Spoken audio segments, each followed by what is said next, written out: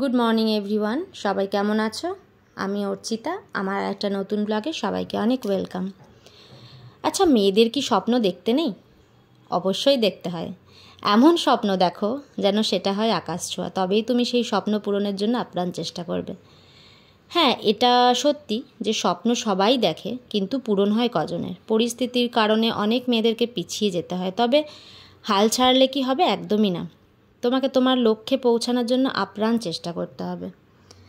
নানা মানুষের নানা কটাক্ষ, নানা নেগেটিভ কমেন্ট, অনেক কিছু তোমাকে শুনতে হবে তোমাকে পিছিয়ে, যাতে তুমি পিছিয়ে পড়তে পারো।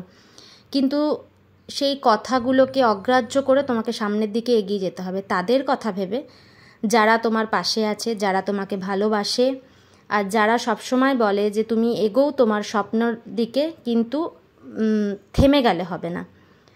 তো তাদের কথা ভেবেই আমাদেরকে এগিয়ে যেতে হবে।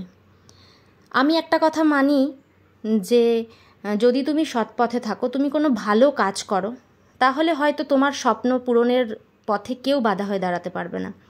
তুমি স্বপ্ন একদিন না একদিন ঠিক পূরণ করতে পারবে। হ্যাঁ, সেটা হয়তো আকাশ ছোঁয়া হবে না, কিন্তু তোমার স্বপ্ন পূরণ হবে, তুমি তোমার লক্ষ্যের দিকে এগিয়ে যেতে পারবে।